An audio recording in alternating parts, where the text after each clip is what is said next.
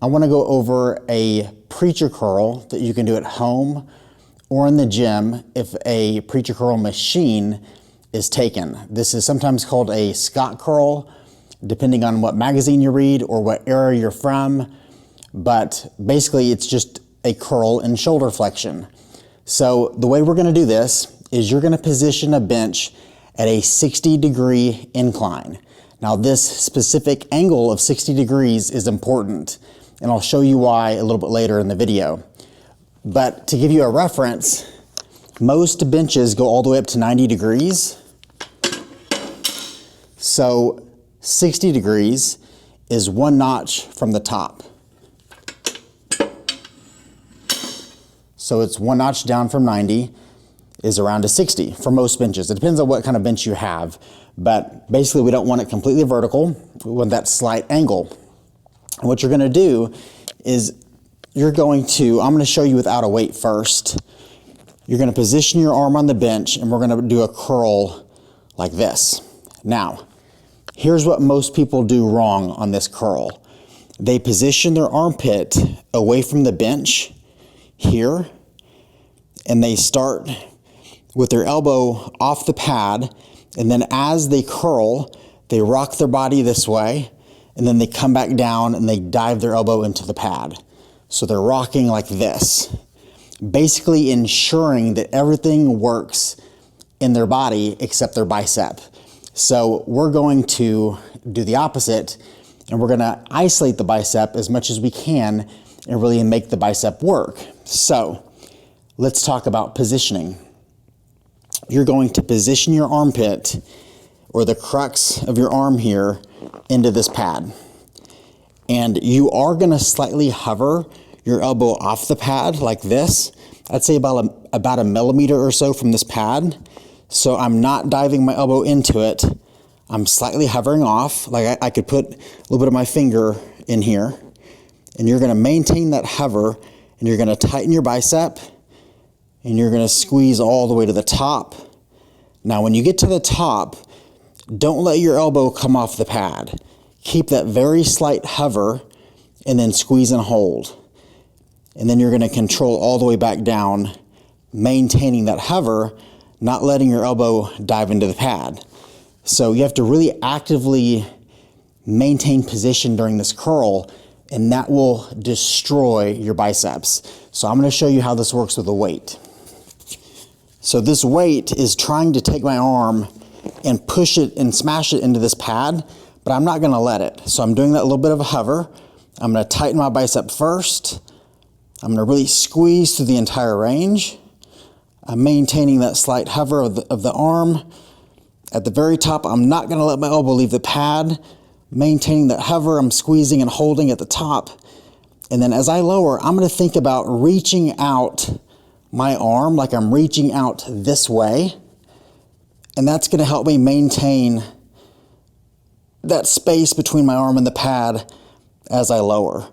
Because if I get here and I let this thing fall, my arm is gonna smash into the pad. I'm gonna lose it. So I have to actively use my bicep and reach out this way to make it work the whole time. I'm maintaining that little bit of a hover off the bench. I'm gonna tighten first. As you can tell, this is really freaking hard, and I have 15 pounds in my hand. Squeezing at the top, reaching out, controlling back down. And that's really hard to maintain that small space. It's making your bicep work the entire time, literally the entire time. So I would actually probably lower that to 10 for me, to be honest with you, to get max engagement there, because I'm not worried about the weight. So maintaining position, super important on this. Doing the 4-step rep, really important on this. Not allowing yourself to swing. You're gonna go one arm at a time. I would say try to keep your time under tension between 60 to 90 seconds. So regardless of how many reps you do, I'd say 60 to 90 seconds per set is pretty good.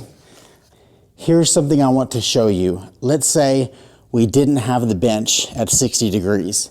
Let's say we had the bench at 45 degrees.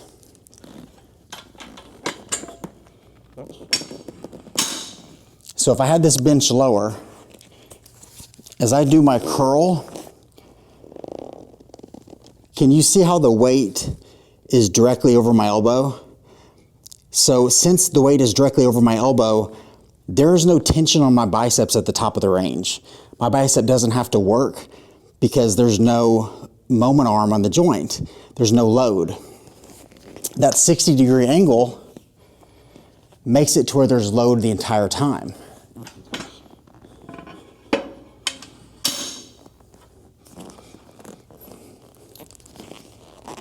So when I'm here, my bicep never gets to escape resistance. This is almost as hard as it was when I was right here in the range.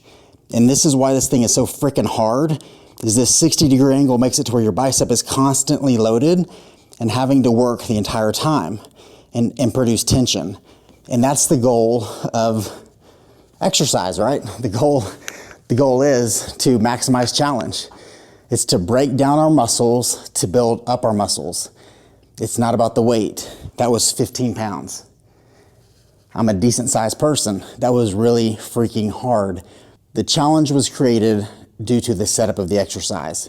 It wasn't the weight. It was how the exercise was executed and how it was set up. And these are so important to understand and things that I'm going to continue to drive home because they are key to your success and to your advancement as you grow, because it's really an elementary school mindset to be focused on the load. But if we can get things set up appropriately, we can challenge your muscles and save your joints.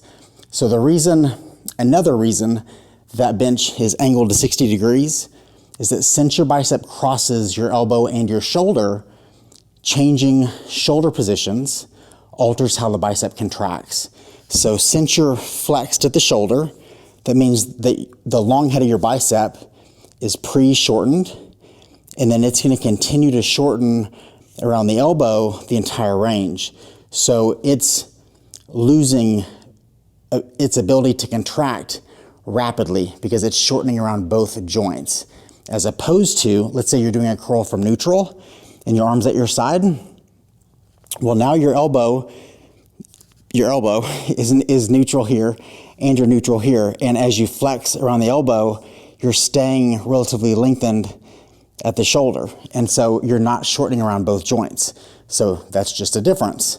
Doesn't make one better than the other. It makes this preacher curl a reason to vary the exercise in your program, a reason to add this to your training regimen. So this is technique. Practice this, work on this, implement this into the workout, and let me know how it goes.